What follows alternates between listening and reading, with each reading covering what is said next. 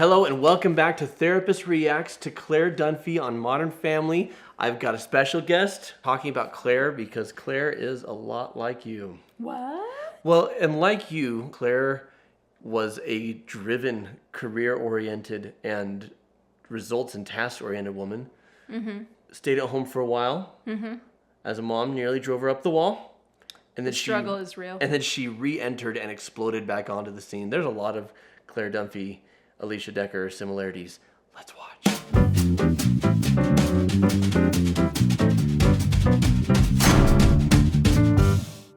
And that's with pretty nails. But improper stance. Practice more. Okay. Thank you. You have to excuse me. I'm a little nervous. I've never been on the radio before. Don't worry about it. Just think of it as a conversation. Okay. I think this is where she's running for office. Volume control. Don't get too Do you far remember from that? the mic. Okay. Make sure your cell phone's off. Oh, cell phone, right. And you're not chewing gum, are you? No, I'm not. I just had some temporary dental work done. The last thing I had last week. Oh! And welcome back to A Matter of Record. Didn't even apologize. Joining us now in studio is District 43 Town Council candidate Claire Dunphy. She really sold that Thank you, stunt. Cecil. It's a pleasure to be here. So, you're a first-time candidate. Tell us what got you involved. It all started with a stop sign. I was concerned about safety in our neighborhood, and I was not getting any satisfaction from City Hall. What's wrong with Mom? Oh, this isn't good. She sounds drunk. That's not her drunk voice. And tell us about some of the other issues facing our town. Where do you stand on the city's Sewage and Sustainability Initiative, the so-called SSI? One cannot really talk about sewage and sustainability without first discussing recycling. Once I hit the coast, I didn't stop. I turned off my cell phone. I ate fish tacos for lunch. It was insane. I haven't felt that free in years. All my stress completely disappeared. And so did my keys. Oh, gosh. Okay, let's talk really fast, though, about the need, especially as somebody who I'm working on doing more. Because for so long, you've been like the champion of the family, which isn't to say that I haven't worked or that I don't work hard or that I've been lazy, but just there's so much that you do and that I've, like Phil, just kind of like let you handle because I'm like, well, she's got it. Mm-hmm. And realizing just more and more, I've always seen you as superhuman. And that was really convenient for me. You know, it was really convenient for me, like that idea. And coming to recognize more and more, like, oh no, like, she's as human as anybody else. Yes. And everyone's got limits and everyone's got breaking points. And like I say, like, I'm very much stepping into spaces I haven't stepped into before because it's necessary. But I look at her before she loses her keys. Yeah. And just the idea of turning off her cell phone and just driving, just being with herself. And it'd be shrimp tacos, but it'd still be yeah, fish. it would, yeah. I was gonna say I love that because for you it'd be shrimp tacos, but close enough, and definitely the beach. So for someone like you, who feels and is responsible for so many things, yeah, how important is it for you to unplug or to take time for yourself, and what does that look like? Yeah. So something that I recently realized, because I am a very self-disciplined person. And so we all have to find a balance in our own lives and in our traits, right? And whatever that balance looks like, that's not for me to come and say, well, Jonathan, this is what balance looks like in your life. Yeah. You know, for you, or to go to my kids and say, hey, this is what balance looks like for you. I definitely have had conversations with my kids where I say, hey, your life's looking imbalanced and this is why, like, what do we need to do? But it's not my job to go to someone else's life and say, here's what you need to do differently. Yeah. And so for myself, like, self-discipline and focus and responsibility is always something that I've leaned into. It's always something I've thrived with.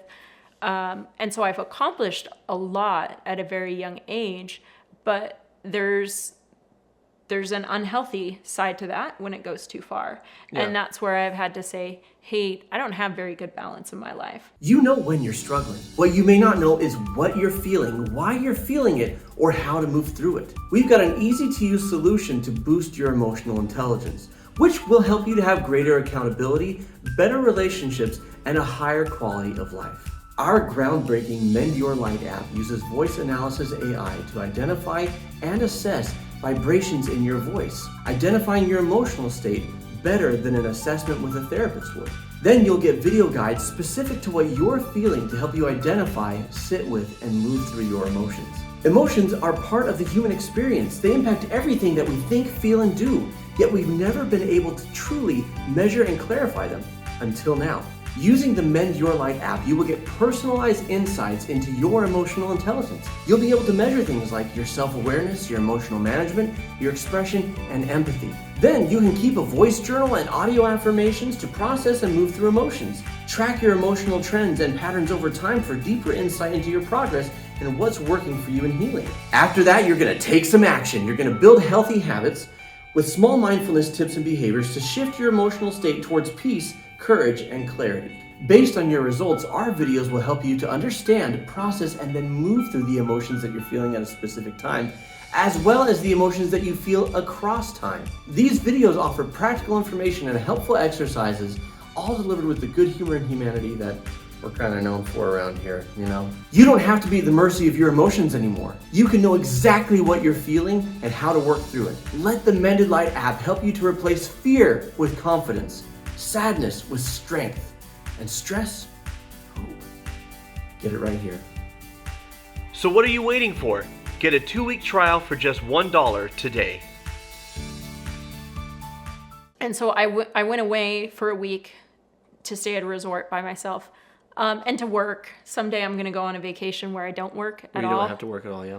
That day's happening soon. But I met just the sweetest mother-daughter, adult, daughter, mother. She's in her mid-20s, mom probably in her mid-50s, and we would go to dinner together. And the daughter and I had very similar personalities. Mm-hmm. And the mother was Korean American, but just that very driven, perspective. Similar to you, yeah. Yeah, and so when the daughter asked me, she goes, if you could go back to your younger self and give them advice, what would you do? What would you say? And I said, I wish that I had, I appreciated my parents' support of me and in the things that I did and, going to college young and all the accomplishments that I had. I appreciated that, but I wish I had someone who said to me, hey, your life is looking out of balance. Yeah. There's more to life than just accomplishment. There's more to life than just hitting goals. There's more to life than sacrificing yourself just to take care of everyone else just because you can do it. And so, now what does that look like as an adult? Because there is very much so aspects of my life that I'm like, that's not what I want it to look like. Yeah. And so kind of digging myself out of the holes that didn't work for me.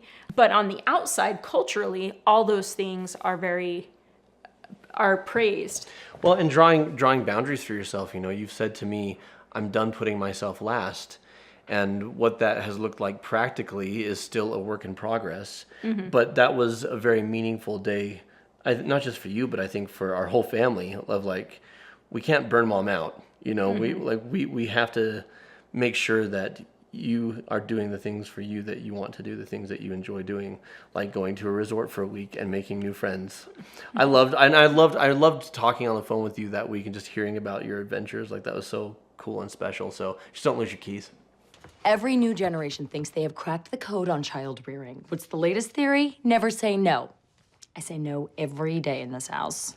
But at night, she's a yes machine. No.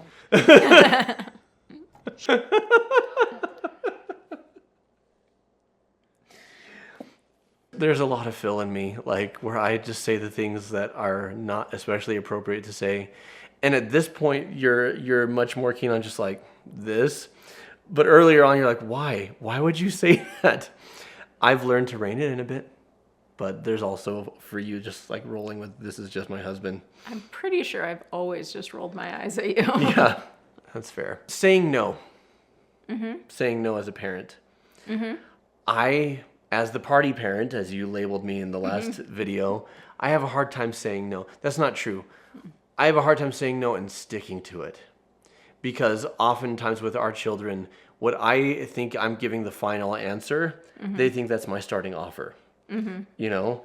And I'm getting better at not caving, but they don't even bother with you.